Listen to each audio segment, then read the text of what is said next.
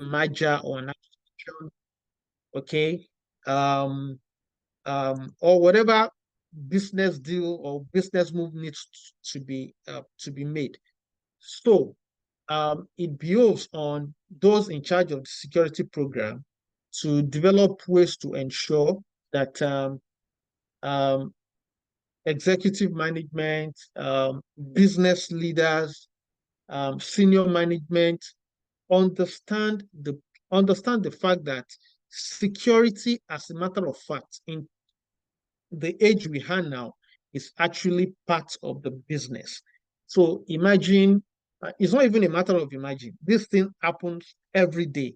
Um, Uber, Microsoft, Apple, there has been breaches in a lot of these organizations. And these companies that I've mentioned were lucky to survive these breaches, but there are lots of organizations who were not lucky to survive a breach or a cyber attack.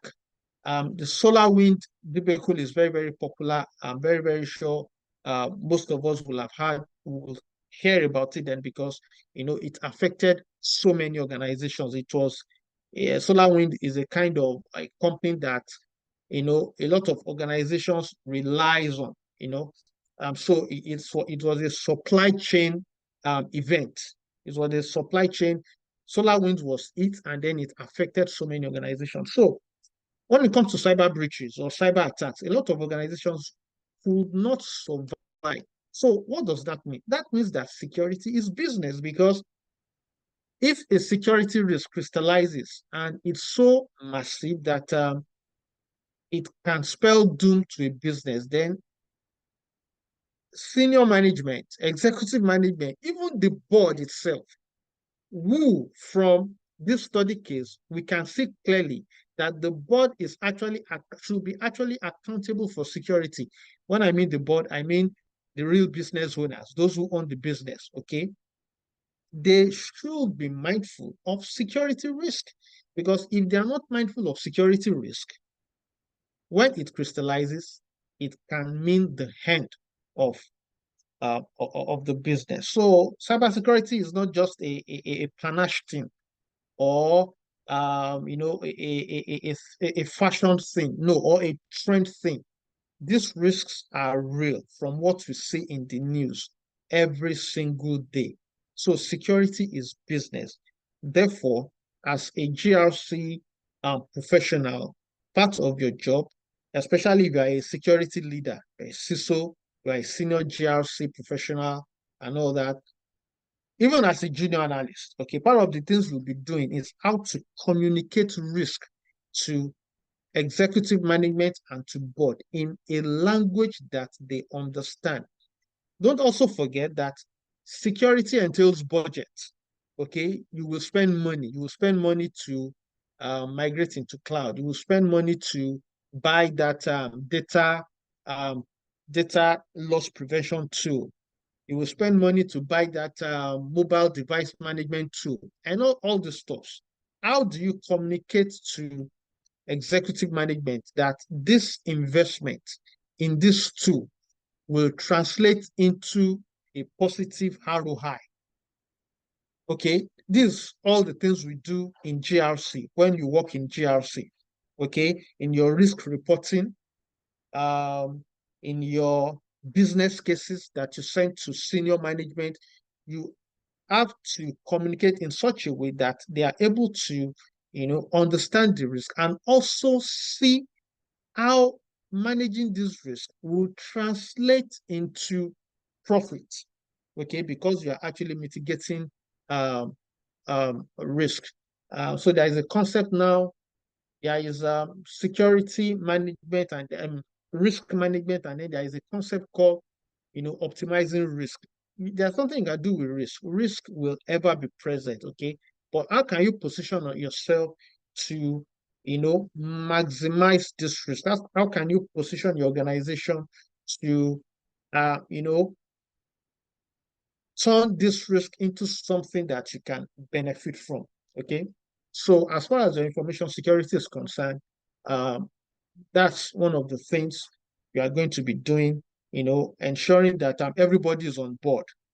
Business leaders, heading various business units, if you work in a big organization, executive management, how do you communicate to them to buy into your security program and strategy? Because they'll be the one to sign off on your budget.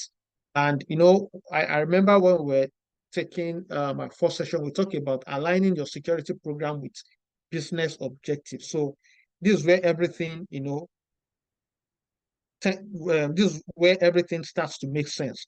When you align your security program when you align it with, the business objective and the business strategy, the strategy that has been defined to um, help the organization realize this objectives. Fantastic one there. Thank you very, very much. Any other? Let's take one or two more and then we'll move on.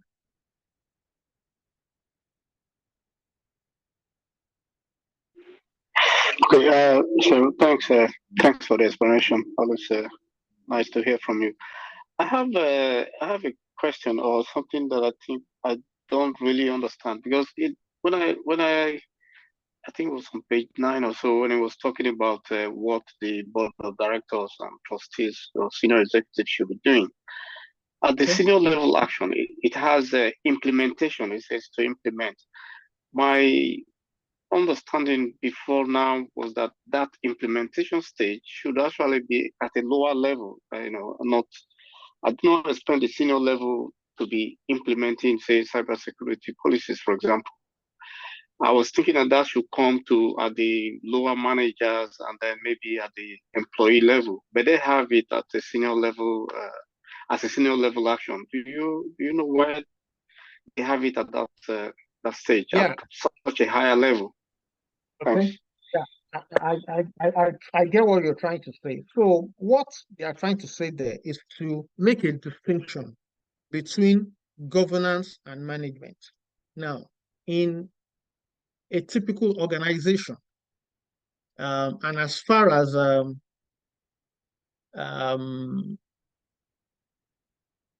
as far as your governance is concerned, or as far as your operations, is concerned, best practice says that governance must be distinct from management. Now, let me explain. In an organization, you will have the CEO as the head of the management team. That's why they call it executive management. And then the CEO is the chief executive officer. And then under the CEO, you have others like the COO, the CFO, and all that.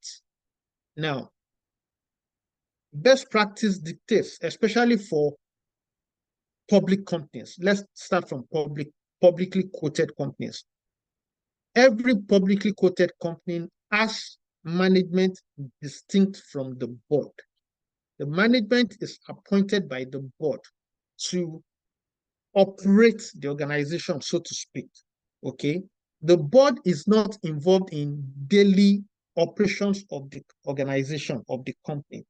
The board is there to oversee, okay, everything the management is doing. So in the board, you will have the chairman of the board, and then you will have, other roles. You probably have committees in the board. You have the audit committee who will be in charge of, audit. You have risk management committee. You have the finance committee within the board, who would look more into, what the CFO is doing and the CEO is doing in terms of, the financial engineering, the financial structure of the organization. Let's bring it down to startups, okay? Startups are, when I say startups, let's say the likes of, Canva, I'm trying to look at startups that are not publicly quoted, like Canva and so many other, small organizations that are startups. For startups, because they are receiving funding from probably venture capitals, from hedge funds and stuff like that, it is also best practice for them to have a board that is different from management. The board are actually the shareholders of the company. Okay. So what the implementation is saying under management is that management is responsible for implementing whatever strategy or whatever objective that has been set by the board. In this implementation will now, dovetail, will now come down, from the executive management to the senior managers. As far as implementation is, don't forget that even you as the floor guy, probably you are in the factory, everything you do, you report to supervisor. Your supervisor has his own way of sending his own reports to the manager. The manager has his own way of sending the reports from what is happening on the factory floor to senior management. Senior management have their own way of organizing these reports in what will be presented at executive management level. And then executive management level have their own way of presenting when they do their board meeting. When they do board meeting, the CEO will be present in board meeting. Will the CEO be telling the board the nitty-gritty of what is happening at the factory floor? No. There is a way the CEO will also present his own report. There is a way the COO, there is a way the CFO will present his own report to the board in the language the board can understand and actually know how the company is being run. So implementation there does not mean the nitty-gritty of implementing whatever you need to implement in your organization. It is just, trying to describe the, broader implementation concept that it is the responsibility of executive management to implement the strategies, okay, that has been set by the board in the various ways, in legal, in finance, in operations, depending on the organization. And let me also use the opportunity to talk more, okay, about this aspect, because I've already mentioned that governance in GRC and as best practice, governance is distinct from management. And for your information security program to be successful, we've talked about the fact that executive management must buy into your information security program. Same with the board, okay? Because don't forget that the executive management will also go to the board. Don't forget that I already said that it is the board that, of course, typically owns the business, because the board are the shareholders. They are the ones who owns the equity. They are the ones who put down the money that was used to found the company, so to speak. Okay, so you must be able to also, so the board too must also buy into the information. As a matter of fact, there are some sectors today, for example, in the finance sector, that by regulation, there must be someone with an understanding of cybersecurity risk that is a member of the board. That's how critical security is in this age and time. There are some industries where it is a regulation that, okay, if when forming your board, you must have someone who has expertise, okay, not necessarily a great expert, no, but must have an understanding of what cyber risk is, so that when the board is discussing about information security risk, they can rely on the expertise of such a board member. Idris, I believe you understand. You are now in understanding. Yes, thank you so much. I appreciate that. That's really clear. Thank you. All right. Okay, let's take one more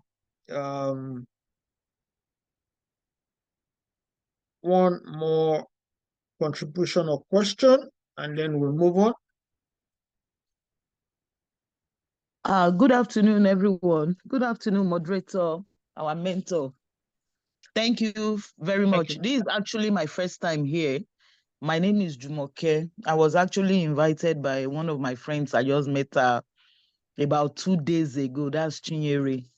So she gave me the link, and I'm so happy that I'm part of this group. So the way I'm coming in now is when you look at the frameworks for auditing security in general, like the ISO framework 27001, we look at COBIT for managing IT services, you see that they set the pace for leadership and they make sure that leadership comes first. When you look at governance, when you look at ISO, it moves from the context of the organization, it moves down to leadership. Because if leadership buy into security is not addressed or achieved, there cannot be anything that can be done in the organization. And from COBIT framework, we know that IT is an enabler. As long as we make management of any organization where we work to understand that IT is meant to be an enabler and not a cost center, that moment they buy into security program of the organization. Gone are those days, like you said, when we say IT is a cost center. It's no longer that. Without IT, especially in the security aspect of it, I believe that business is going to fail, because there are so many human factors that, if not properly addressed, amongst other factors or risks to security, the organization will not stand the test of time. So I believe that once there is buy-in of leadership to security program, to the point of risk assessment framework, to the point of continuous improvement, to follow the clauses in ISO, I believe that that organization is going to thrive. But besides, so that's why GRC is very, very key in an organization too. And as GRC experts or intended experts, as long as we know our roles, our jobs, and we are able to make them understand what it entails, I believe that we'll be able to pull through. To lend my voice to what you have been saying. Thank you very much, and God bless you. All right. Thank you. Thank you very much. Madam Timi, I think you should have Madam Jumoke as a mentor. I will. Somebody whispered to me that she has PhD she has PhD in the topic. So I'm just I'm not a mentor. I'm still looking for somebody. Oh, I never get work. Oh. She has PhD in the subject matter, so don't mind her. I am giving her side eyes now. I'll find a way to honor her. Thank you. All right. Can I just add something? Okay. Okay. Okay. My first time also somebody invited me, but I'm somebody, being somebody that is passionate about cybersecurity, and Black and Scott, I really appreciate you for for this type of initiation or initiative. It's very, very wonderful. And Oluseun, thank you for everything that you've been saying. And even the participants, I thank you people for being here. It's going to be a really good one for every one of us here. So based on what is being done here, IT security became serious when organizations find out that there is a need to protect the assets. Every organization have their assets, including people, software, hardware, and the rest of them, processes, and the rest of them. Now, what is the criminals or the fraudsters attack is the assets. So that's why cybersecurity became more serious. And that's why the main thing here in GRC is the type of assets the company have, because that is where the criminals, that's their target. Assets, human being the first target, of risk or threat or anything, then followed by other things that they have. The users, they say users is the first point, So because of the assets of the company, that's why GRC or different types of cybersecurity, now becoming very, very serious. So with conjunction with what everybody has said, once you have notified these assets, you have to talk about risk assessment, assessing the risk of these assets. And when you assess it, there are different ways of assessing the risk, which I know that Shane will be talking about this. Sorry. Can I go ahead? Yeah. I think he's just getting ready for the presentation. But Okay. can you Okay. keep it under the next 1 minute, please, so that we can get on? Okay. Let me just conclude. The assets is just the most important thing here. And when you get the asset, you just conduct the risk assessment, and that will help you, to make some decisions based on the reports gotten from the risk assessment. And also the gap analysis at least also can also help. Let me just summarize. Thank you. Thank you for your contribution. Thank you very much. I see that some people are really enthusiastic about, what's going on here. And I really appreciate you. This is what I like. I like us contributing. I like us learning and giving what we already know. That is the only way we can all, develop ourselves. Appreciate you. So over to you, Shem. All right, thank you for those wonderful contributions. So the workshop, because this is you said you are joining for the first time, we will be talking a lot about some of the things you've mentioned. We'll be talking about frameworks, we'll be talking about standards, we'll be delving into risk management and how to actually conduct a risk management activity, this service, information security, security risks. We're talking about assets, about threats and vulnerabilities and their place when it comes to, your information security program. And then we'll also be delving into how you would actually carry out this task. Okay, there is a part of this workshop where we'll be talking about the various work domains, data privacy work, information security awareness and training work, IT compliance, IT risk and all that. So I believe if we stick around, we would definitely gain lots of insight. So as a summary, of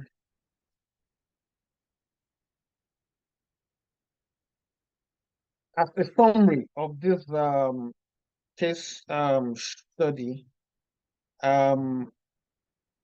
it talks about information security governance, providing oversight and strategic direction. Okay, it tries to distinguish between information security governance and management. You shouldn't bother yourself with that, but just have that understanding that while it's the responsibility of the board to provide governance, it's the responsibility, just like Idris said the other time, is the responsibility of management, to implement. Okay. It talks about effective governance, that you have an effective governance when you are able to align your information security program with your business objectives. Okay. And that's when, senior management, the various business leaders can, actually buy into your programs, your main initiatives, because security, it affects everybody. So you'll be creating policies that impacts on, routine activities. Okay. And, if you do not have the support of business leaders, for example, you get to senior management meetings, security is being discussed, and, they are just shutting down your initiatives because it kind of stifles business. But, when they understand that, it's not about stifling business, it's about, managing risks, okay, which if not managed will at the end of the day affect the business negatively. it talks about roles and responsibilities. We've talked about this, it appeared in one of our questions that assigning roles and responsibilities is a very, very critical aspect of your information security program or any GRC activity for that matter, because people must be accountable. Okay. People must be, it's when people are accountable, that's when, they can be held responsible for whatever goes wrong. And when people knows that they'll be held responsible, then it makes them live up to, their responsibilities as far as policies are concerned. Okay. It talks about, policies. I remember last week we were talking that, your risk management, your risk assessment should feed your policies. Okay. You shouldn't just create generic policies just for the sake of creating it. You should create policies that actually addresses your risk, okay? And about your risk, you'll be considering your assets, the value of your assets, the criticality of your assets, the criticality of the nature of your data, and all those stuff. I think there's a part in the case study that also talks about metrics. I earlier mentioned about communicating security in the language that the executive management and board will understand. And one of the ways you can do that is metrics, okay, by showing metrics of what security is helping the organization to achieve, okay. Metrics help measure effectiveness, okay. So you are looking at incidents. Have your incidents gone up or has it gone down? Okay. And some other stuffs like that. Okay. So by communicating to management in this language, your risk exposure, your audit findings. Okay, very good. For example, recently, in fact, very, very recent, I was involved in a metric dashboard, okay, for my organization. So my boss, who is the director of information security, decided that we should design a dashboard, okay, that we will be presenting as part of our, because we do an information security operational meeting once every month, sometimes twice every month, but minimum once every month, okay? That's also very, very important, okay? Management must be constantly briefed about what's going on as far as security initiatives are concerned, okay? So if your CEO does not care about security, it doesn't it doesn't hold well for the organization, then it also doesn't speak well for your information security program or your GRC program. So I had to I practically designed the dashboard, okay, and this dashboard measures certain, it gave me the areas we'll be measuring. I think about 5 major areas, divided into some subcategories, okay. Risk exposure, incidents, and so many other aspects like that, vulnerability management, and stuff like that. So metrics is a way of showing to management, okay, how security is performing and helping to, manage risk. The first respondent talked about collaboration. Okay, collaboration is key across IT, legal, finance, HR. Okay, the board and executives need regular updates on the program effectiveness, risks, incidents, your compliance, audits, and progress. By the time we start talking about standards, especially ISO 27001, we will see how all this plays out. She mentioned COVID. We'll also talk about COVID. So, all right. So let's get into today's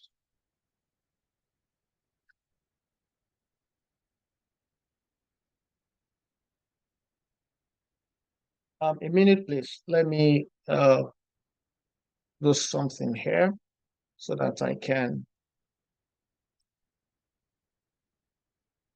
Okay.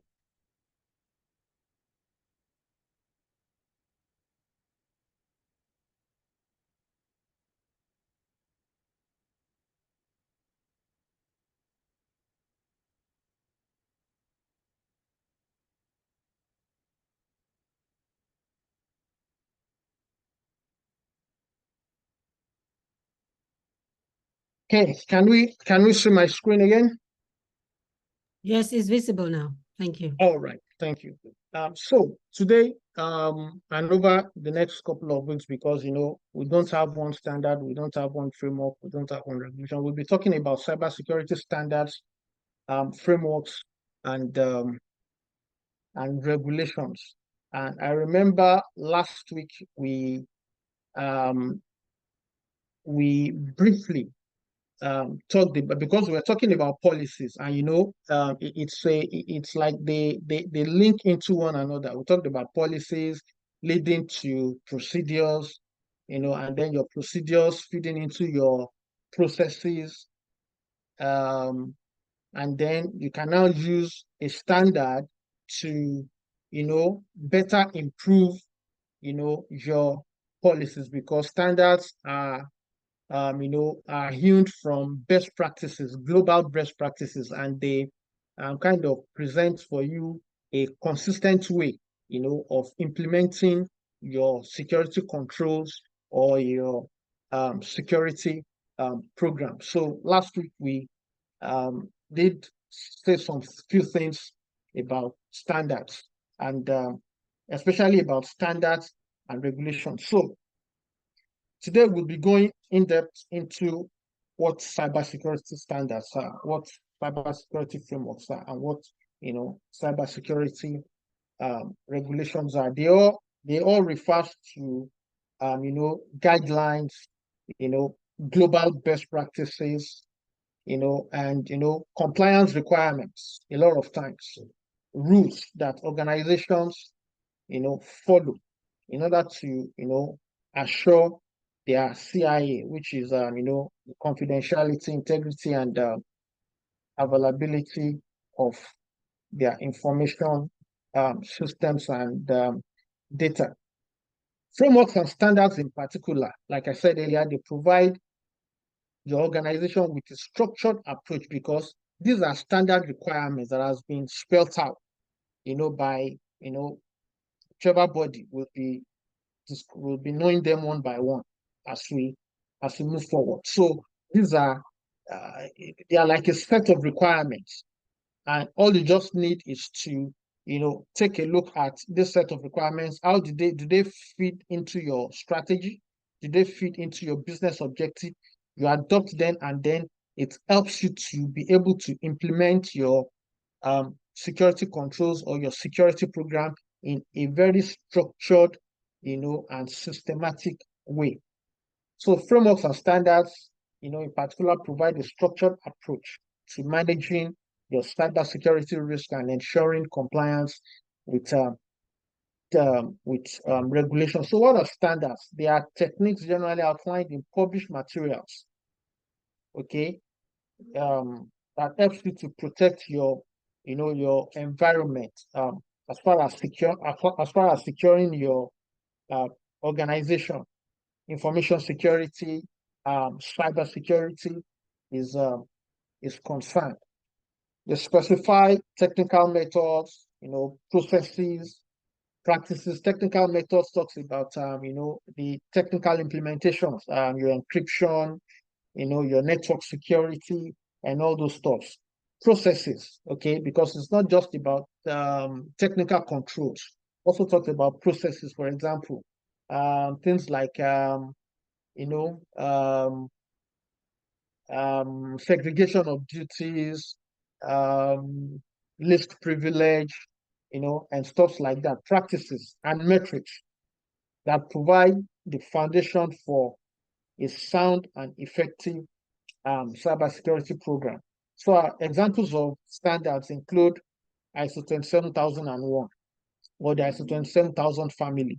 When we talk about ISO 27001, we are going to see it might look, for those of us who are still new to this stuff, we'll fully understand, okay, what is ISO 27000 and then what is ISO 27001. Don't worry, it will be very, very clear as we move on. Another example is the NIST standards.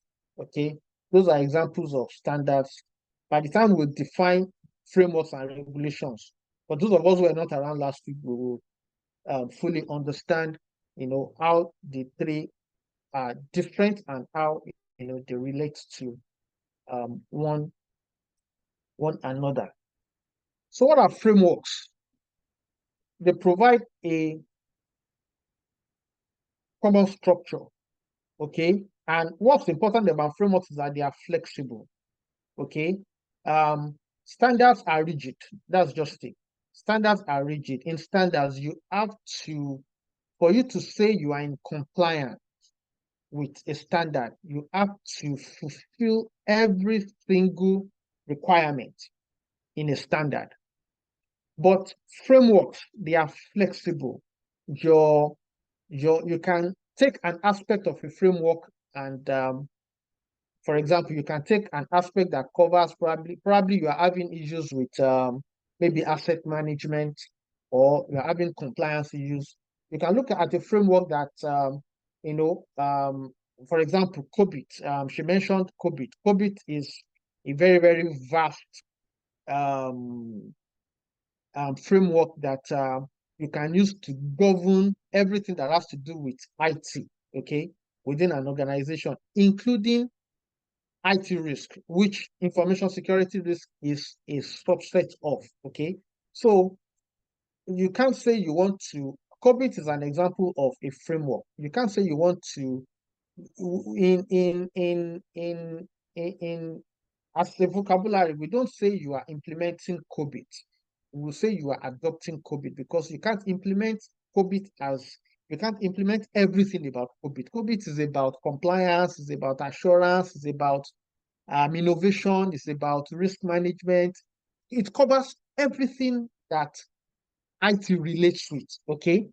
So we can pick an aspect of COVID and use it to address an issue in, say, finance, in compliance, in audit. That's why they say it is flexible. Another example of framework is the NIST cybersecurity framework, okay?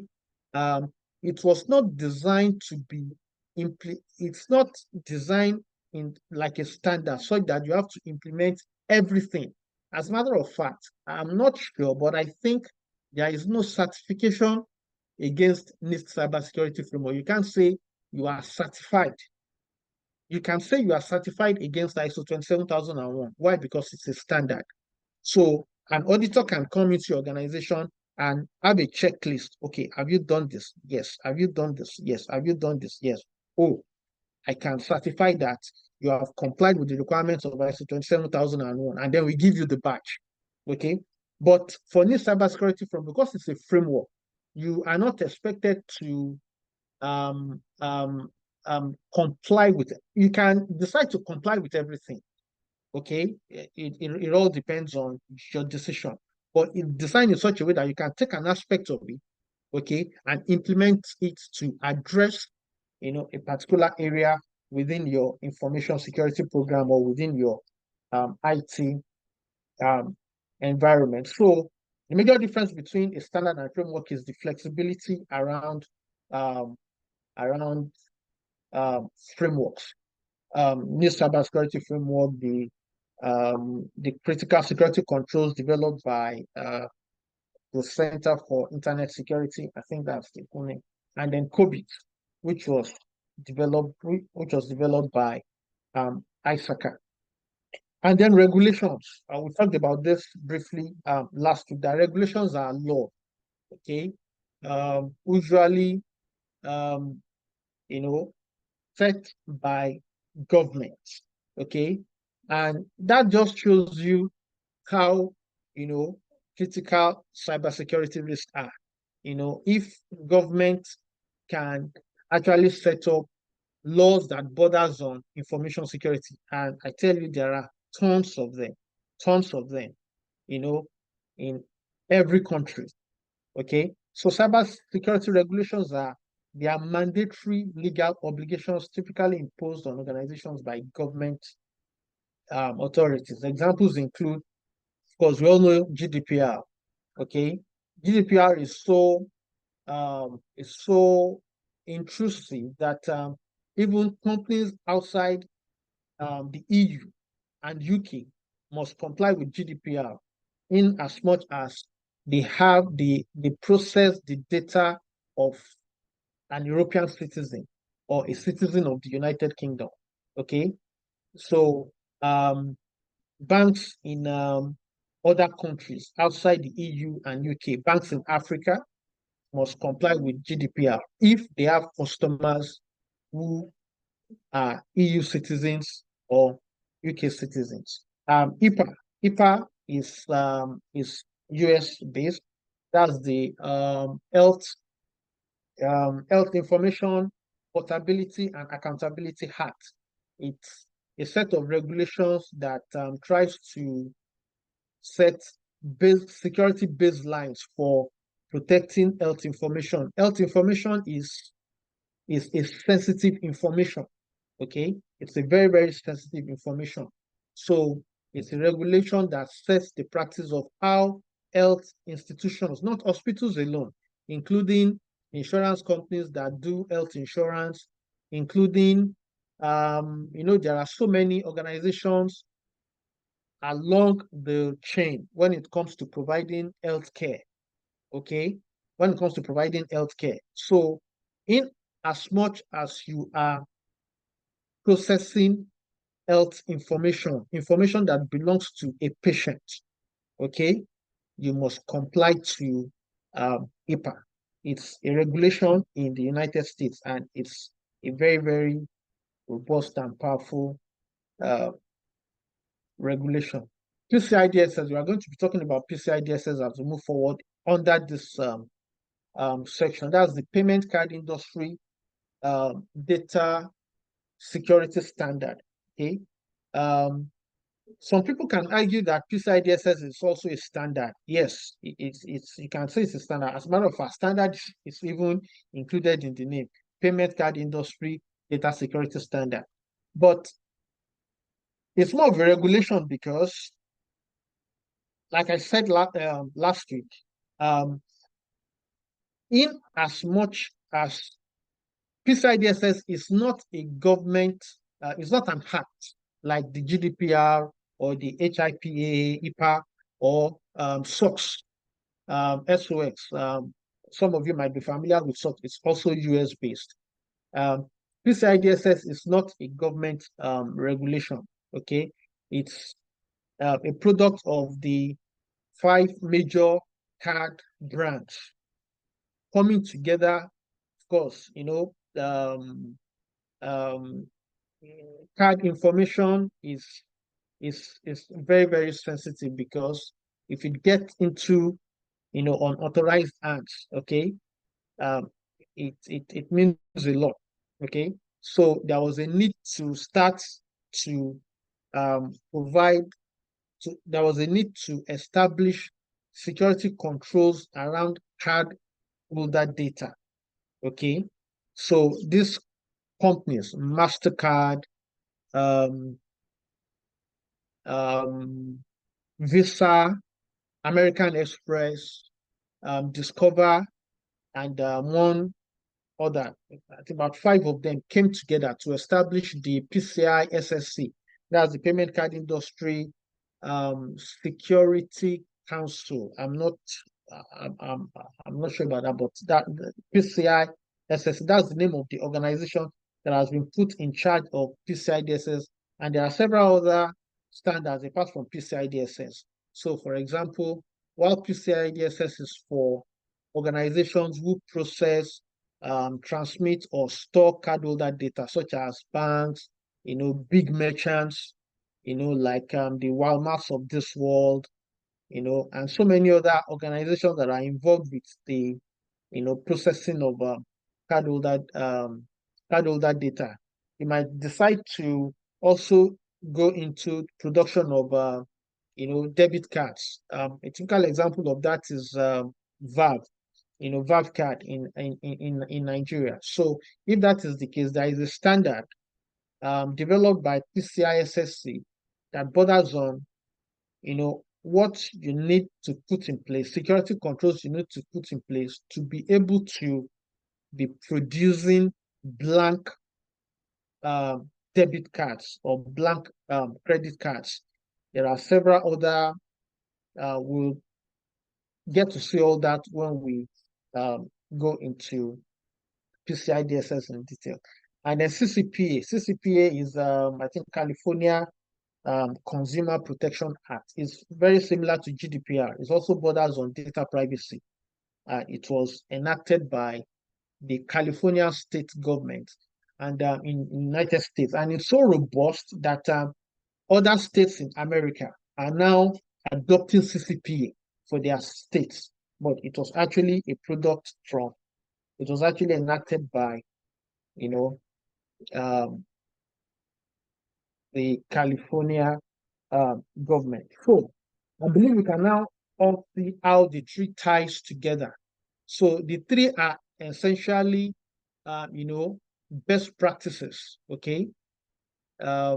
Best practices, global best practices that, can help you to improve, your information security program or your information security controls that you want to implement, okay? While frameworks are flexible, standards are not. You can't certify against a framework. You can adopt a framework, or you can't say you are certified against a framework, but you can be certified against a standard. You can show your compliance that, yes, I am certified against ISO 27001. There is also something called attestation of, I can't remember the full name now, but you can also certify against PCI DSS because it's actually a standard, okay? So there is no bank by regulation that every bank all over the world must be certified against PCI DSS because, they are a major, a critical stakeholder when it comes to, cardholder data, okay? Because they even issue these cards to their customers. So by for you to do business with Visa, with MasterCard, and all that, every bank must be certified against PCI DSS. And there are different levels of categories depending on, the volume of your transaction that will determine, the mode of your certification. We'll get into all that when we talk about PCI DSS. So I believe you have a good understanding of what frameworks, standards, regulations are, and how they feed into the information security or your cybersecurity program. Any question before we move on?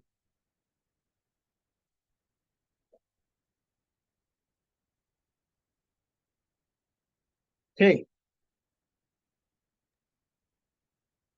Sorry, I have a question. Okay.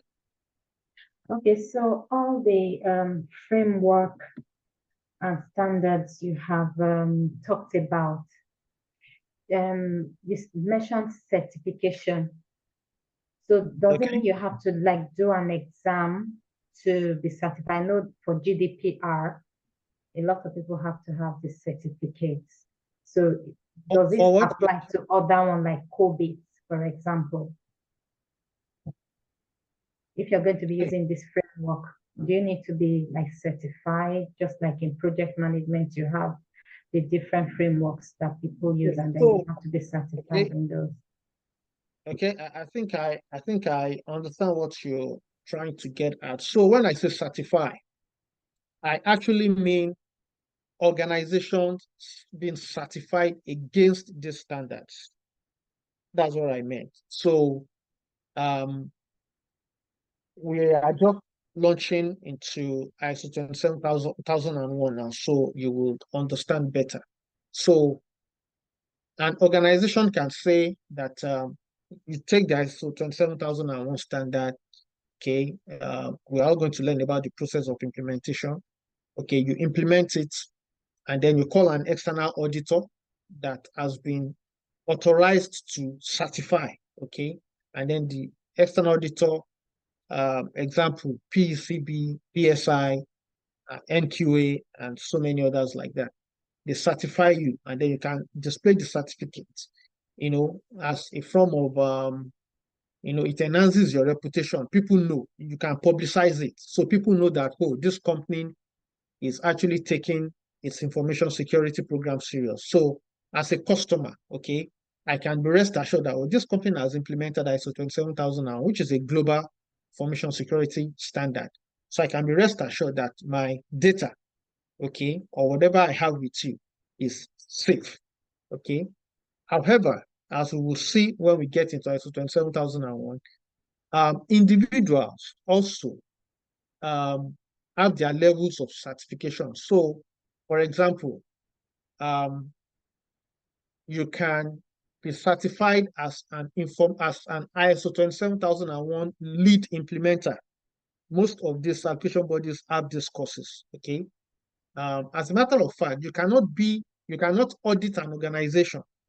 Okay, if you are not, as an individual, you cannot work as an ISO 27001 auditor, going to audit your clients, other organizations, if you are not someone holding the certification as an ISO 27001 implementer.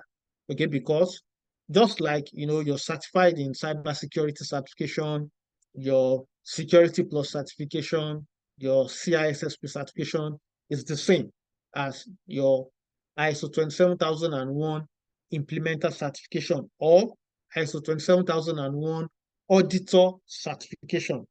Okay, so generically they call it ISO 27001 lead implementer certification. Okay, or ISO 27001 lead auditor. Okay, so that gives you the ability to audit an organization and then certify that organization. If you do not have that certification as an individual, then what can you use to prove that you are actually certified?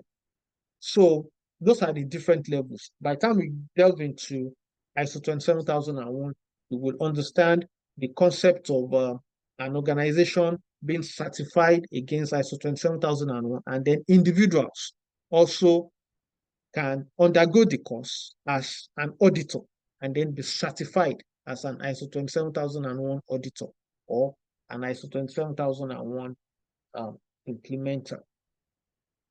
I believe I answered your question, but you will understand better as we delve into ISO 27001. So, ISO 27001, we said earlier, it's an example of a standard, and it's such a widely recognized, very popular information security standard.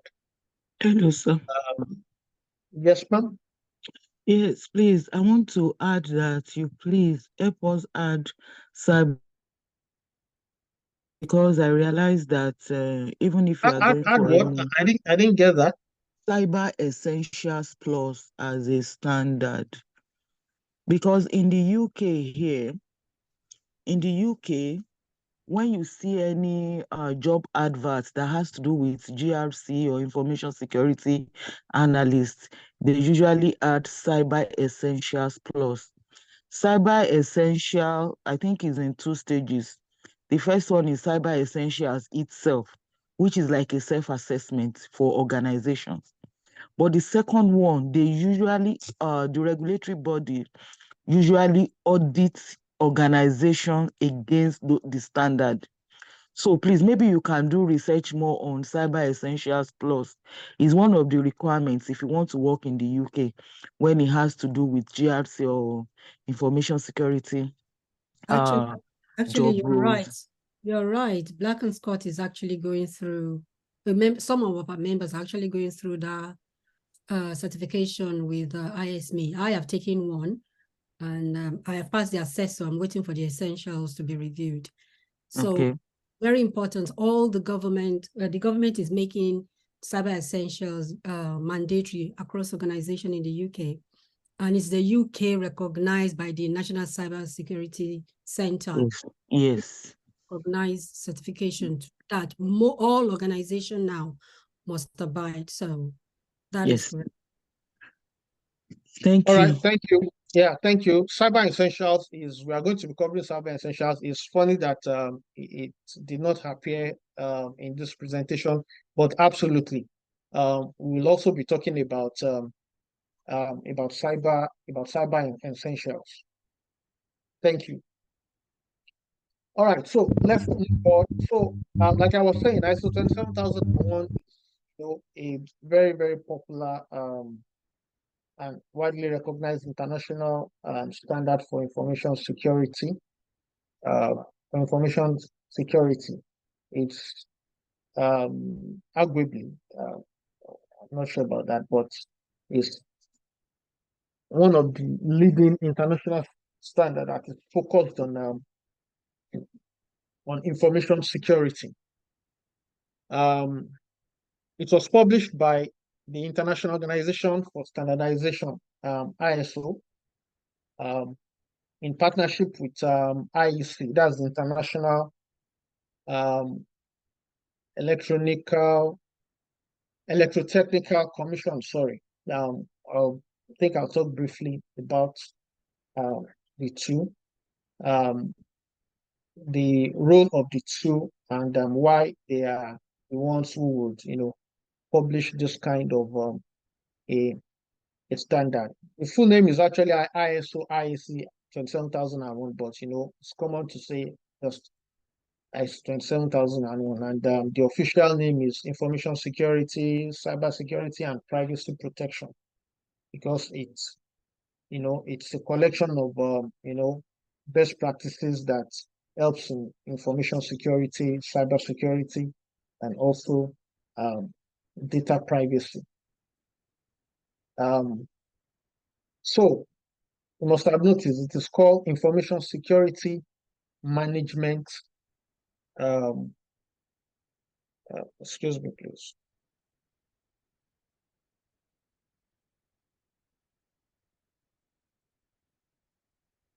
It is called Information Security Management System. Okay, so you might want to ask, why is it called a management system? Why a management system? Okay, as we will see as we move forward, it is a management system because, just from what you understand by a system being, a set of things, working together as part of, an entire structure. So that's what ISO 27000 is. Not just like we try to distinguish between ISO 27000, a standard, and a framework. So for ISO 27001, it's not just about, taking it and then using it to implement controls. No. Before you can say you are certified against ISO 27001, it's a total package. It's a system, okay? So it's a set of interrelated and interacting elements of an organization. As a matter of fact, the beauty about ISO 27001 is that it touches every aspect of the organization, okay? From leadership, from the organization, from the inception of the organization itself. So that's when we'll be talking about. Someone mentioned about the context of organization. We'll get into all that, okay? So it's a system. It talks about leadership, the context of the organization. It talks about roles and responsibilities. It talks about risk management. It talks about everything about an organization, or what entails an organization. And then, now both everything with, your information security. That's why it is called a management system. A management system is a system that allows an organization to, establish policies and objectives, and subsequently implement them. So a management system might be, of course, will cover different aspects, including, say, quality, your quality system, your production system, your environment system, and, and all that. So ISO 27001 provides a systemic approach, that's the word, to managing sensitive information to ensure its confidentiality, integrity, and availability. Before we move on, I said I will shed more light about ISO so that we know what ISO. When you say ISO, it's not just an appellation or something. Okay.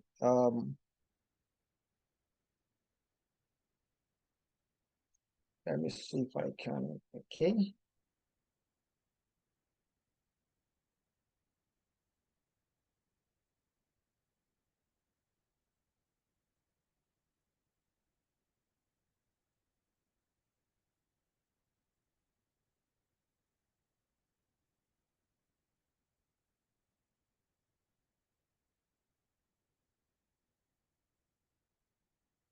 All right, I believe you can all see my screen. So ISO is, of course, we all know, I'm very sure we've all had ISO, that's the International Standard, International Organization of National Standard, International Organization of Standards. Okay, so it's an international body, okay, comprising of over 160 countries. So what they do is actually to, come together to develop best practices in various industries. Okay, so ISO is not just about information security. There is ISO in manufacturing. There is ISO that borders on agriculture. There is ISO that borders on health. Okay, that's what they do. And this particular standard, it was developed in partnership with IEC. That's the International Electrotechnical Commission. Of course, it's also a similar body to ISO, but they focus more on standards for electrical, electronics, and related technology. So they came together, championed by ISO, to develop so many standards. And these are some key principles in how ISO develop their standards. So it's always in response to a need in the market. Okay, so maybe something is going on in a particular sector and there is need to put things in order. Okay, experts will come together, to brainstorm and then come up with, a standard that can help practitioners in that industry to, go about their work more efficiently and, in a way they are able to manage risk.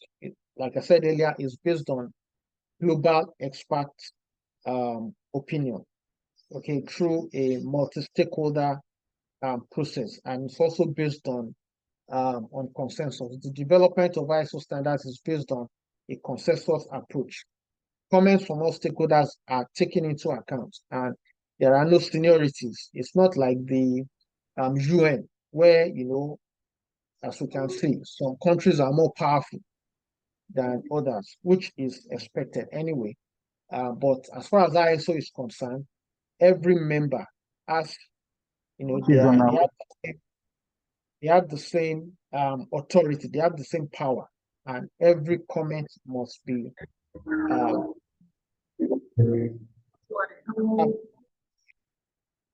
if you do not want to talk, can you please move to your mic unless you want to say something?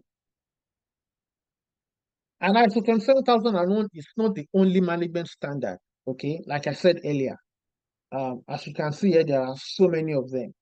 And the beauty about this is that all these standards you are seeing provides an opportunity of work, okay? Because organizations must be certified against these standards.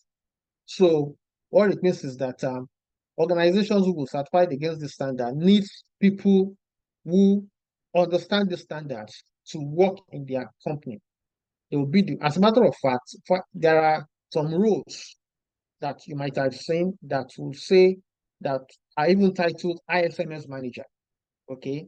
So what that means is that if you get into that role, the chief task you'll be doing is maintaining the information security management system for such an organization. Okay. So these are just some management system standards that are very, very popular, and they are actually a rule on their own. Okay. So you have ISO 9001, which is the quality management system. People must be auditors that certify organizations against the standard. Most service companies have ISO 9001. Food companies, for example, manufacturing companies, okay? Companies who manufacture very sensitive materials, okay? And even if it's not sensitive, in as much as, the nature of manufacturing requires precision, okay? You would want to implement ISO 9001 and, boast to the world that you are ISO 9001 certified. Environmental management, there are people who work in this area as auditors and as implementers, okay? Occupational health and safety management. In construction, you need them. In the oil and gas sector, service management. Another framework I didn't mention is ITIL, okay? It's the ISO version of ITIL is an ISO 20,000, which initially talked about IT service management, but it has been brought to actually talk about service management. So it's not just about IT service management alone, but a lot of people still use it for IT service management. So you have food safety management, business continuity management I think we'll talk about that as we move forward. ISO 22301, because remember that an aspect of CIA is availability. Okay, the three pillars of information security: your confidentiality, your integrity, and your availability. Okay, so if your data is not available when it is needed, or your platform or your systems are not available when it is required, okay, it affects your information security. As a matter of fact, it might be as a result of a cyber attack that would render your systems or your data. So if a ransomware occurs in your organization, okay, you are unable to access your data, okay, or even access your system. You can't even access your system, talk less of accessing your data. Okay, that's an availability problem. Okay, and of course, they've used several information security or cyber security. Of course, that's a cyber security issue. So ISO 22301, which is business continuity management standard, is a standard that helps organizations to ensure that even during a disruption, okay, they are still able to ensure some minimal level of service, so that the company is still making money. Okay, you can still get across to a number of your customers, even if it's only your high network customers. Okay, while you try to recover from the disaster. So when you talk, for those of us who have done some basic information security training, you will have learned about redundancy, data backups, and stuff like that. All these are components of your business continuity management, okay? Because you want to, if one system fails, okay, can you move onto an alternative system, okay, while you try to restore your primary system. So these are, components in your business. This will be components in your business continuity plan when we talk about business continuity, disaster recovery, and stuff like that. I think it's something we'll talk about during when we start talking about work domains in in GRC. And then, of course, you have what we are talking about here, information security management, and then you have supply chain security management. So I just wanted to shed more light so that we can, know what ISO is, and then have, have an idea of what, a management system standard is. We are going to fully understand why this is called a management system as we move on. So let's go back to ISO 27001. Any question?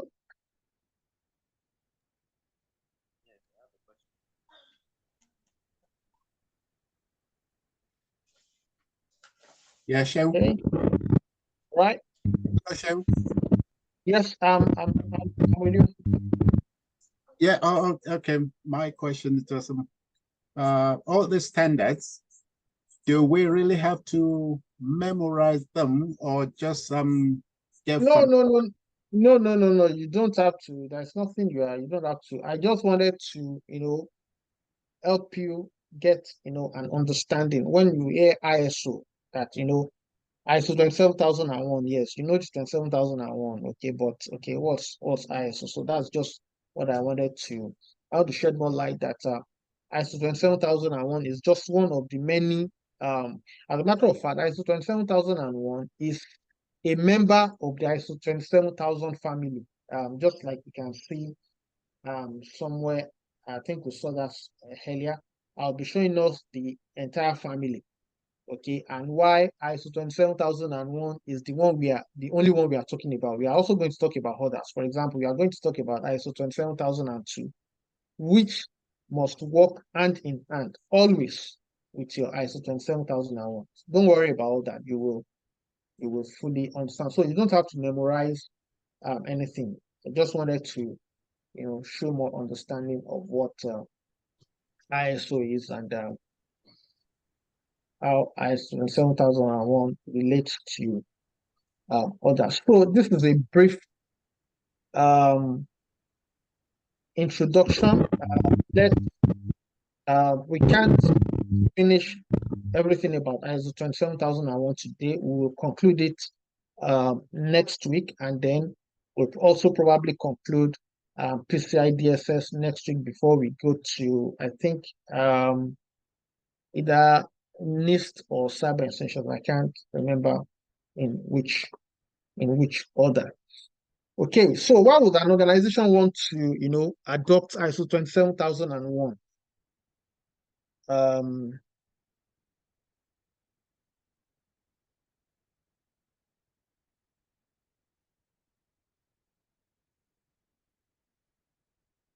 Please hold on.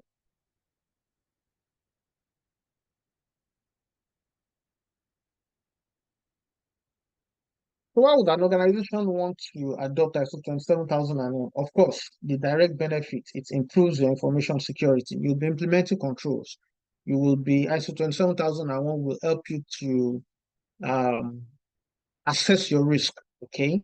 And there is a whole lot that comes with assessing your risk, starting from identifying your assets, okay, classifying your assets, okay. Assets are not the same, okay.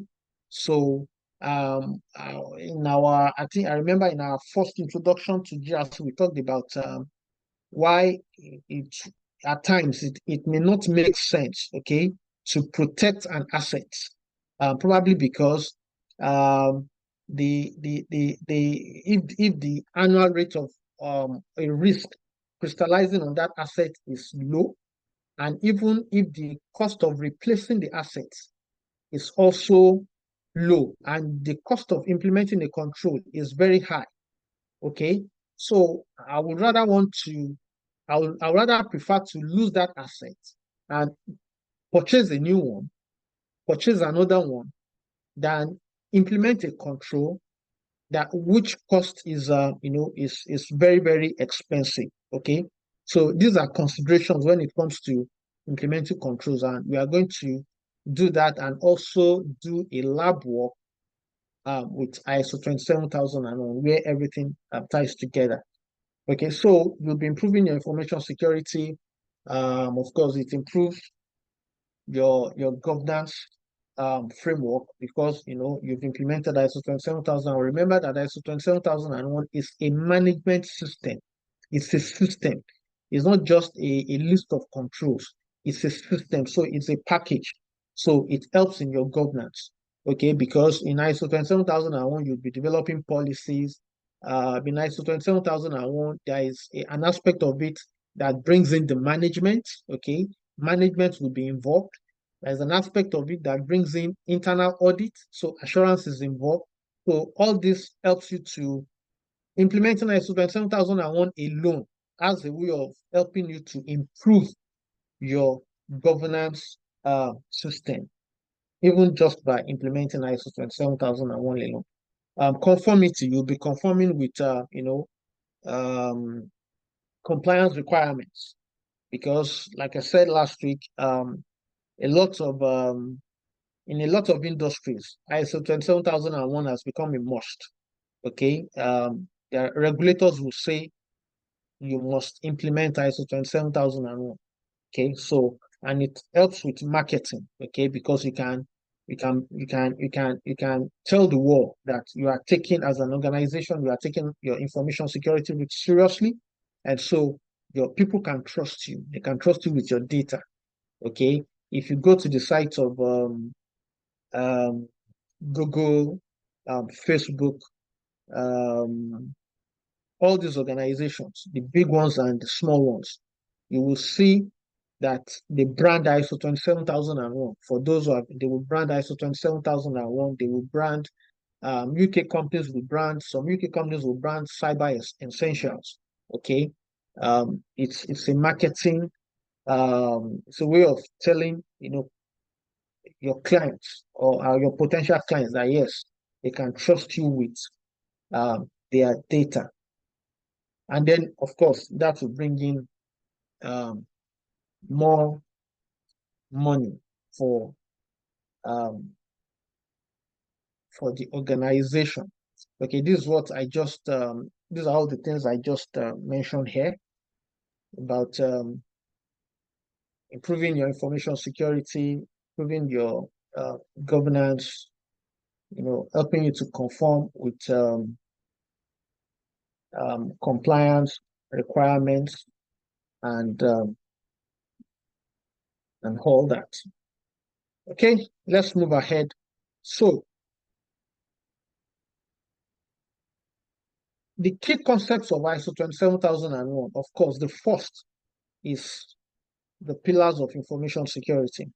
Every single control of ISO 27001, every single clause of ISO 27001 ties to either one, two, or the three of the three pillars of information security, which is either confidentiality, integrity, or availability. Another very critical and very good aspect of ISO 27001 is about risk assessment and management.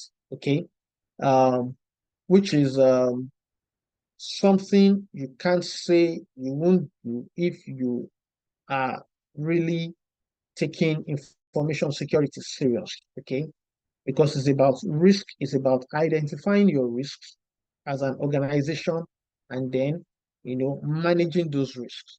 Okay, ahead we would get into the actual practice of risk assessment and mitigation. So risk assessment and management: identify your threats, discover your vulnerabilities and potential impacts, and then you prioritize your security measures. And then one last beauty of ISO 27000 is about continual improvement. So what this means is that it's not just about implementing ISO 27001.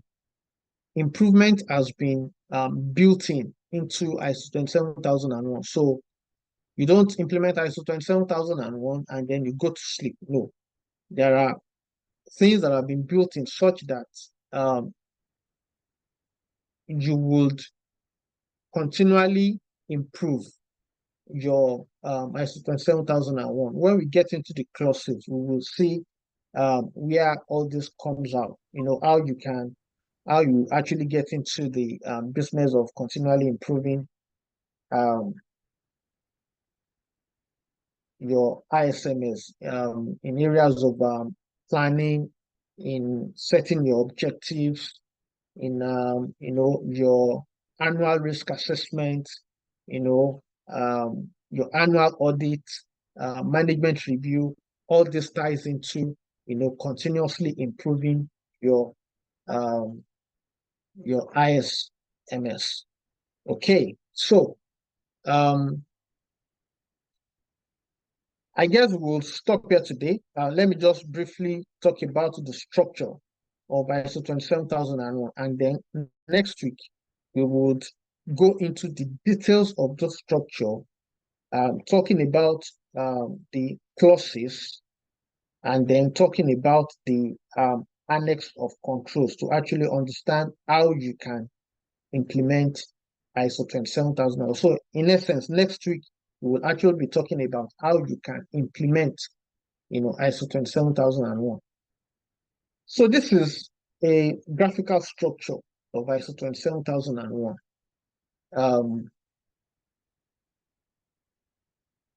It begins with some things, but critically, or what you should be focusing on for now, starts from clause 4, okay, which talks about the context of the organization. Okay, remember that we mentioned that your information security program must tie into the business objectives. It must align with the aims of the business. This is what clause 4 is talking about. And you can now start to understand why it is a management system, unlike other standards, okay? Other standards will probably just come with a list of controls and then tell you to develop policies. Of course, a lot of them would require you to conduct a risk assessment, which is always very, very necessary in any information security program, okay? But hardly will any other standard, start talking about management, okay? Or the context of the organization, interested parties. Who are your interested parties? Okay, you get to see all this. So clause 4 talks about the context of organization. So what this means is that before you can implement ISMS, we have to start from the beginning. Why do we exist as a business? Okay, why do we exist as a business? What is our aims? What are our aims? What are our objectives? Okay, who are our clients? What do our clients want? Okay, that's when it starts to talk about your interested parties. We call them interested parties. You will see all that as we move forward. Internal parties, your staffs, what are their needs? What are their expectations as far as information security is concerned? External parties, the chief among them are your customers who are bringing in the cash, okay, who are patronizing your product and services. What are their needs as far as information security is concerned? What are their expectations as far as information security is concerned? You have to address these issues, okay? What are other external parties, other parties, whether both external and internal? You talk about your shareholders.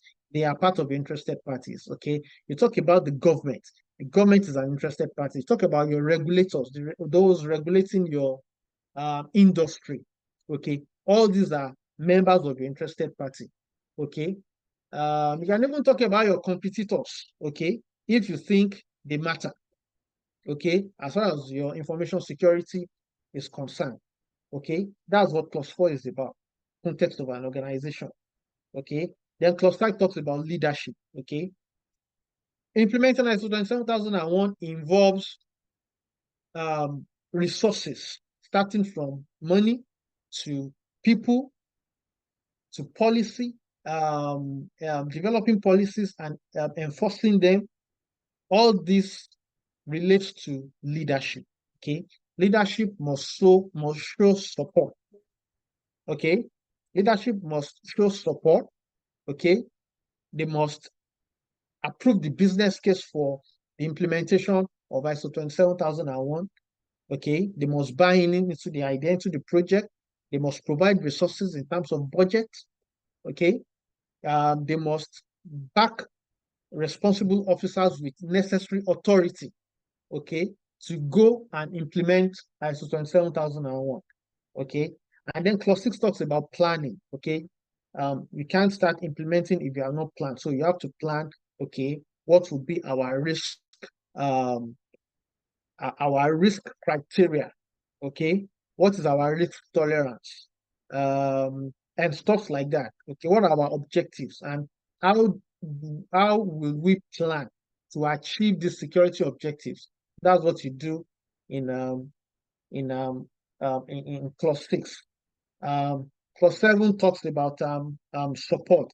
There it talks about roles and responsibilities and all those stuff.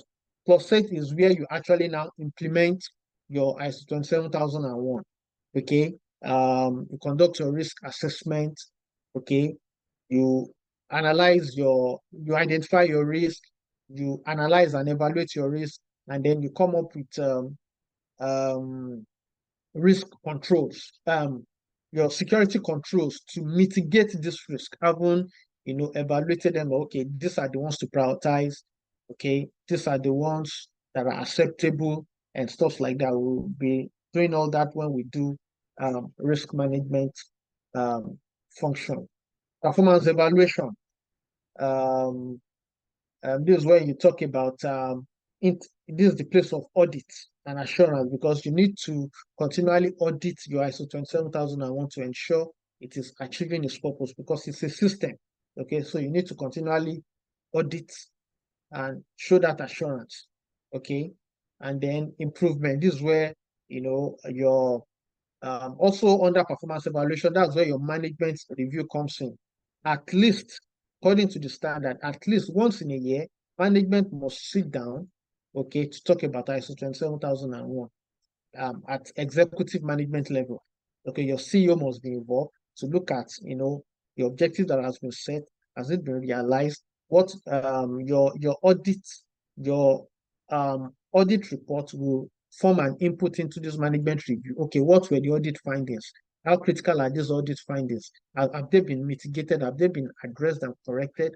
Okay, and stuff like that. And then improvement talks about continuous improvement. We'll go into the detail of all this next week, and then we'll see how ISO 27001, including the Annex A, okay, which is the interesting part of ISO 27001, is actually implemented. So with this, you can have an idea, you already have an idea of why it is called a management system, because it's not just about a list of controls, it's about practices, it's about processes. ISO 27001 becomes, the way it's designed, it fits into the processes of the organization, from hiring to identity and access management, to asset management itself, to every aspect that borders on information security. I think it's good we end here today because of time. This 8 p.m. UK time already. From next week, we'll actually go into more details and then actually see how ISO 27001 and the list of controls, the list of controls are implemented. Any question? Yes, I have a question, sorry. Okay. You guys could not wait to ask your question. Go on then. Yeah, in the planning stage, which is clause 6, does it mean we have to run a pestle or a SWOT analysis to be able to identify our customers, the threats and all that? In the what? In the planning stage? Yes. Yeah. So that's one of the things you'll be doing in your planning stage, because you have to understand where your risks are. You have to understand your strengths, your weaknesses. So SWOT analysis is one of the things. ISO 27001 does not specify your methodology, okay? But one of the ways an organization can go about, as part of its planning, is to conduct a SWOT analysis. So yes, you are correct. You will see all that when we actually go into the details of implementing ISO 27001 next week. Yes. All right, thank you. Also, just one more quick question, sorry. As someone that just coming into GRC, that means governance risk and compliance, what responsibilities would they be expecting you to come and like perform when you get into the role? Okay. Okay, let me digress a little, since this is question and answer time. So my own opinion is that the best way to go about all this, okay, so you are looking into becoming a GRC professional, a cybersecurity GRC professional. Like we've encouraged folks to do at Black and Scott. Madam Tini, all the mentors, they've been, kind of advertising for ISC2 that certified in cybersecurity certification is free. Okay, and ISC2 is a reputable body, so people should take advantage of taking that certification. Okay, the benefit of taking an entry-level certification like certified in cybersecurity is that it introduces you into information security.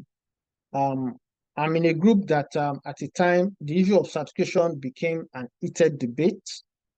Some people say certification does not really matter and all that, but for me, it's not about certification, like I've always said.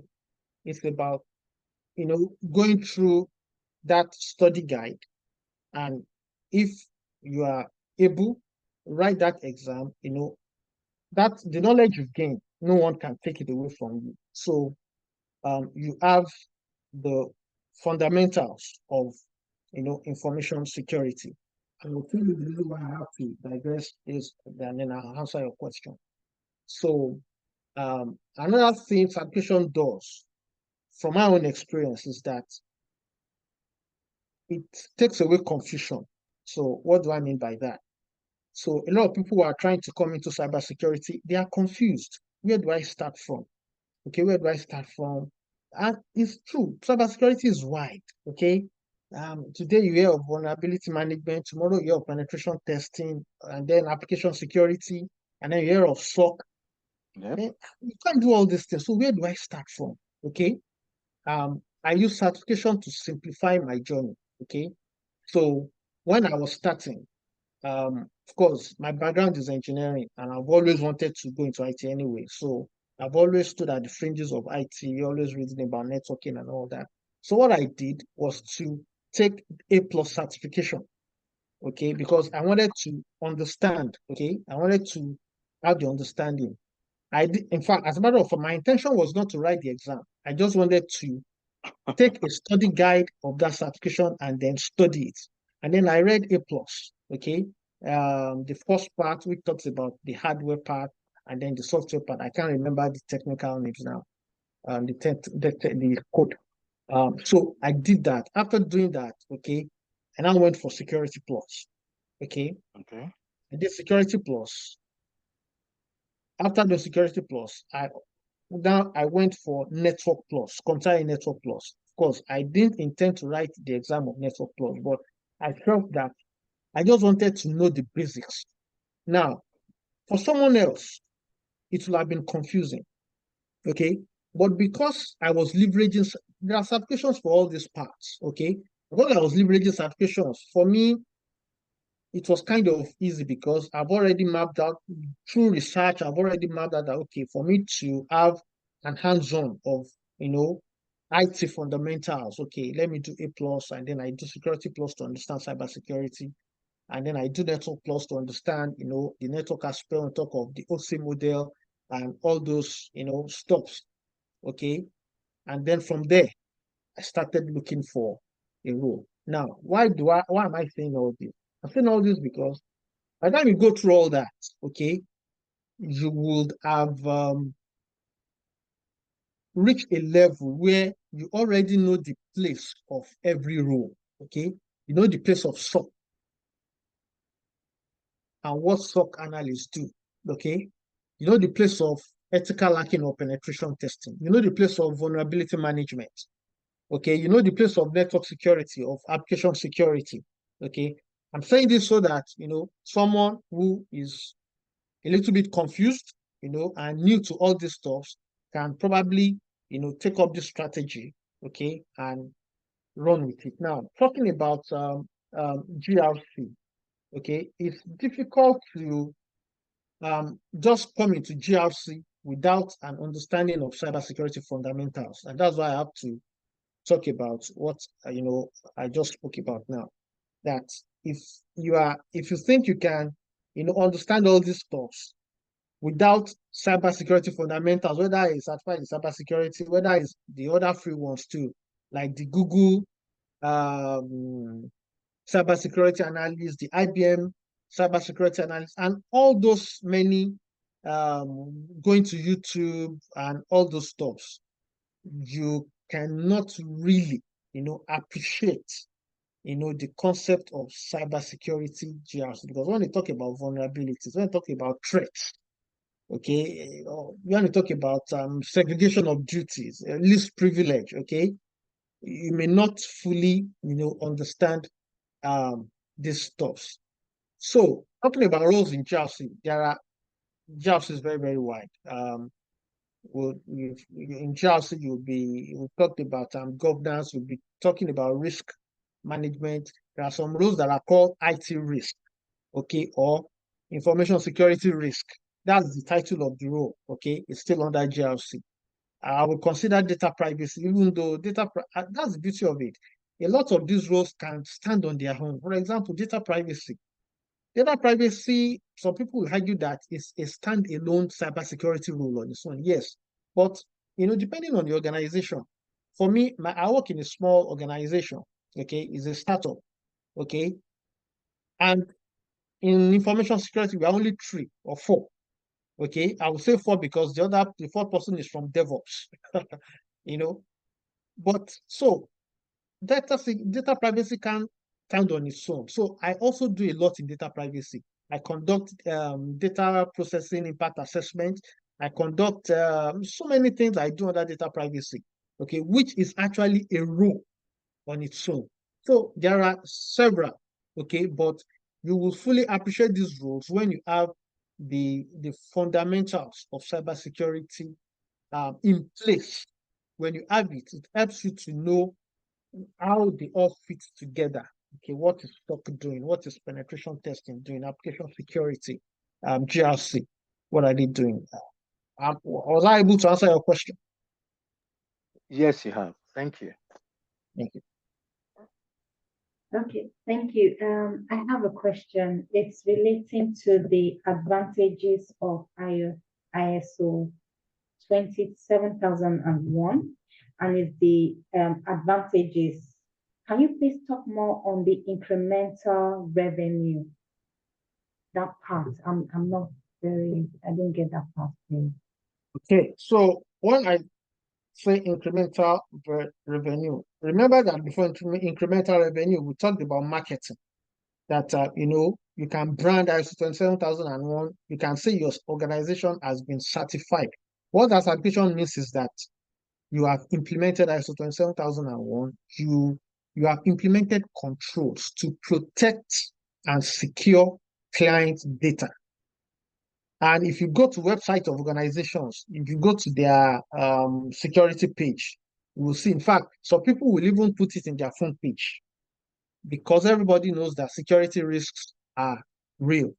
Okay, the badge as 27,001 certified, and then you talk about, you know, your information security strategy. What does that mean? That means that you have a good reputation. Okay, it improves your reputation.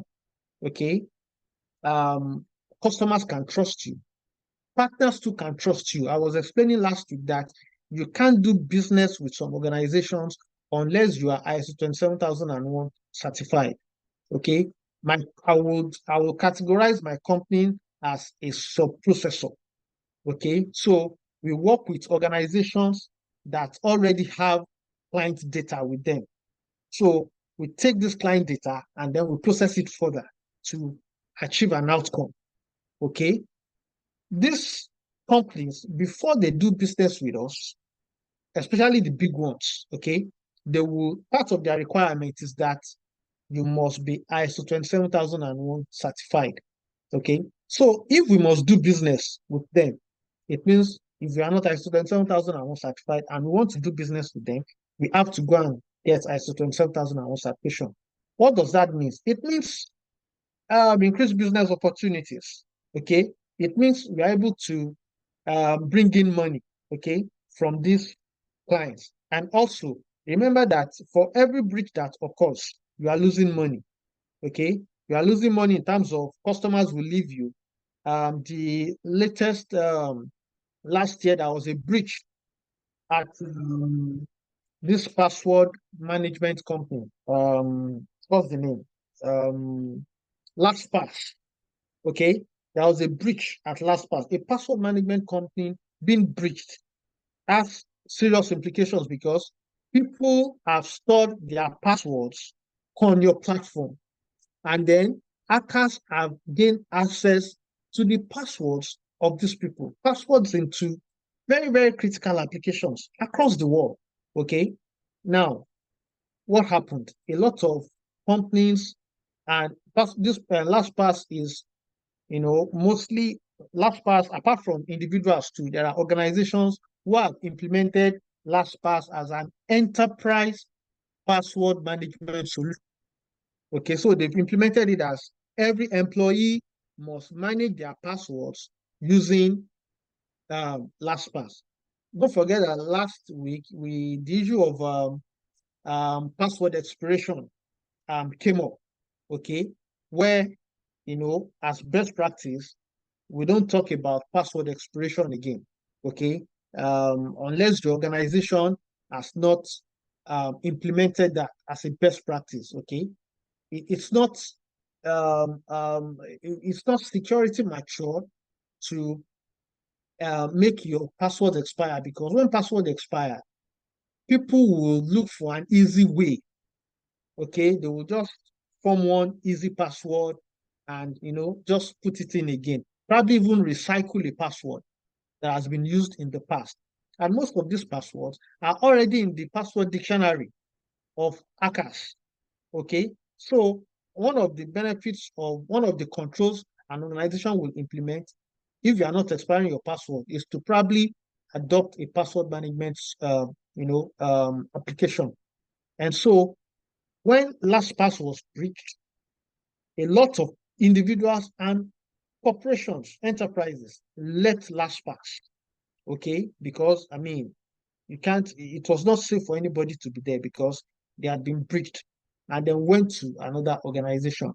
I was at a conference in London and I saw LastPass, as one of the exhibitors. I was surprised because I was like, oh, this company is still existing, because it was all over the place. A lot of people left the organization, and I think they are trying to recover that breach. So that's what it means by incremental revenue. Your company generates more revenue, more money when, because people can trust you. Your partners, your clients can trust you with their data, and then they do more business with you.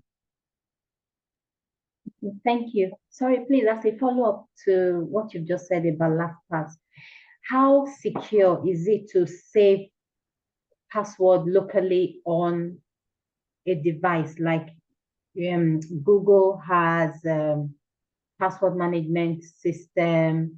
Even on my laptop as well, I usually just save. Is that safe? Like, how secure is it to Yeah, very, very, very good question. So the likes of Chrome from Google, Microsoft, Edge, what do they call their browser? What's the name of Microsoft's browser now? Is it Edge? I think is it Bing? Either Bing or Microsoft Edge. The same thing with Mozilla and all those browsers. Edge? They have a way of you saving your passwords on, since you are using the web browser, it's just easy to, that dialog box will come that you should save your password. From what I've seen, I would say that it is not safe to save your passwords on browsers. Reason is because browsers are known to have a lot of vulnerabilities. That's one basic fact, okay? Browser owners are always, almost every day, doing one patch and all that. That's number one. Number two is that if you are the type that also uses other browser extensions, that's another risk, because the browser extension you are attaching to your browsers, okay, might be malicious. Okay, so they may find a way of taking advantage of the vulnerabilities that already exist on your browser and then gain access to your passwords. So people use it. There has been some little couple of breaches here and there, not entirely far-reaching, but then best practice says that you should avoid, if you can, you should avoid saving your passwords on browsers. Rather, there are free versions of very reputable password managers. I believe LastPass has improved since then. They've made corrections to their platforms. There are others like BitLocker, 1Password, Bitwarden, and so many other reputable password managers. Those are safer. Nothing is 100% safe, but those are safer compared to using a browser, because browsers are known to have a lot of vulnerabilities. Sorry, one quick question. Sorry. You mentioned in your last answer about changing passwords should not be something that should be requested by IT management anymore, because you can actually use LastPass to save your passwords. That's one vulnerability on the network. Because, for example, the last role I did, that's one of the things that happened to the organization. They didn't enforce password, a password reset after 3 months or thereabouts. And most of them had password for like about 10, 15 years. Mm. They hacked into their network, not the network, or just a phishing email, but because of the fact that like there was no security consciousness basically in that organization. So they had to shut the network down, ask all the users to go home, work from home, and we built the network again to be more secured. So when the users now came back, they said, look, there's a standard to our passwords now, and you guys have to conform to it. And it's going to prompt you maybe every 3 months, every 6 months to change that password, all because of security. So I just want to know why should I tell my clients, okay, you know what, use LastPass. When I know my network, because I've got basically, as you said, the pen tester, the SOC analyst that can actually keep testing my network to let me know which area of my network is prone to being hacked or vulnerable. All right, I get where you're coming from. So one thing is of course we all know the nature of security. A lot of times security still dovetails to understanding your context, your organization, the nature of your risk. Okay, because that happened in the organization, okay, does not look. So if you go back to, how do I explain this? So the breach did not occur The breach did not occur because they did not change their password. The breach occurred because there was a breach to your password management solution. Okay. By going back to changing your passwords, I don't think that you've addressed the entire problem. Okay. Another thing the organization should also look at, okay, is your third-party risk management. Come to think of it, LastPass has been known for shoddy security practices. I mean, they have that reputation even before the breach, because there have been some small breaches that has been happening, small breaches that has been happening before the major one that now happened December last year. Okay, so if your company had a robust third-party risk management framework, where when that small breach happened, okay, those in charge of third-party risk were able to take that information and work, because that's the essence of your third-party risk management framework. Okay, we do it in our organization. We have a database of all our vendors. Okay, and there is a way, there is a framework that defines how we monitor them. Okay, nothing is 100% safe. No organization, no individual is 100% safe having implemented a particular cybersecurity solution. I'm not saying that that best practice of not expiring your passwords, rather using complex passwords, is foolproof. No, but it makes common sense that it's a best practice, because people do not form complex passwords every 30 days. Nobody does. People don't form complex passwords every 60 days. Yeah. So why are we now deceiving ourselves? So yeah, but you can. Sorry, I don't want us to argue. Okay, so okay. It's a function of understanding the organization. If your organization has sat down, the risk managers have sat down, and they feel they've dissected the whole thing, and they feel that, okay, using this method is okay for the organization, fine. Okay, if you check list publication, okay, if you check PCI DSS, it is now best practice that you don't expire passwords. It's not something I share you understand, or I hope you understand. So at the end of the day, it all depends on your context. You still have to look at your context and then develop a policy that suits your organization. And then another thing is examination. Let's go back to another thing, which is examination purpose. If you see that, in fact, this conversation was what myself and my boss were having, I think yesterday or 2 days ago.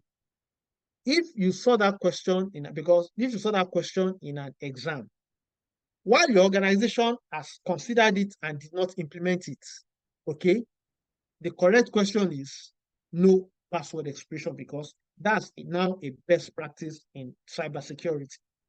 I hope you can distinguish between the two.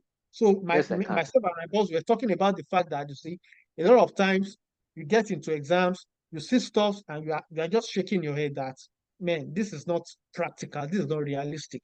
Okay, so this thing happens. Okay, but as far as cybersecurity best practice is concerned, which NIST has published, PCI DSS, you don't expire passwords. All the same, still depends on what risk managers in your organization have decided to toll. I hope you are clear. Yes, I am. Thank you very much. Thank you for your contribution. Thank you. I appreciate that. What an amazing session. Thank you, everyone. Appreciate each and every of the contributions. Once again, I want to say thank you to Oluwaseun. Seun has been amazing, relentless. He doesn't have to do what he's doing, but he keeps on doing it anyway. And I know what I have learned again today, as usual. Are you going to have access to the video? Nope. I tried my best to keep up with the activities, downloading this video, uploading back to YouTube for everyone. So I just want to say I am not going to. It definitely is recorded. The session is recorded. I'm not going to say when, because then everybody will keep asking me when. I want to do it as soon as possible, but as you can imagine, my day has started at 6 o'clock, because I had to do a lot of things in the house before I started work. And I'm still seated here at 8:30 because of you guys. I usually want to take the weekend for myself and my family. So I'm not going to say this is when it's going to be available, sadly, but it will be available. And that is why I prefer everybody comes, and then we rub mind together. Once again, thank you, Seun. Appreciate you so very much for all your help, for everything you're doing. I also want to call the attention of those people that are new. If you know you have joined us new, I have posted the link to the session, to the WhatsApp group, where we are discussing and where we are sharing the information about what we are doing next on the project. So if you are yet to join, please use the link. I will post it again before the comment section, push it away. So if you have not joined, kindly click that link and I will add you to the group. Thank you. I don't think I have any other announcements. If there's any, I will post it on the group.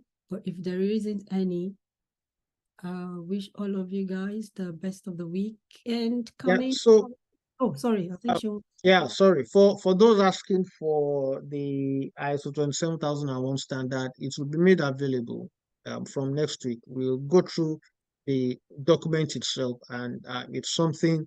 It's some people sell it, but there are also free versions of it online. So it's something that we'll make available from next week. Yeah. Seun, sorry, I think I have Thank you, Seun. I have a version. I can double check, because I think I have a PDF downloaded version of that, but I can double check. 2022 version. 2022 version. I think so, but I can double check and see if it's the same. If it's not, I'll post it on the group anyway. If it's not, then just let them know and we'll pick it up from there. All right. Thank you, everyone. You're welcome. Thank you, Seun. Thank you, Tini. Thank you so much, everyone. Thank you. Have a good Thank weekend. you so much. Thank you. Thank you so much. Very much. I hope you all. Thank you so much. We really appreciate it. Thank you. Thank you very much. Thank you so much. God bless you. Amen. Thank you.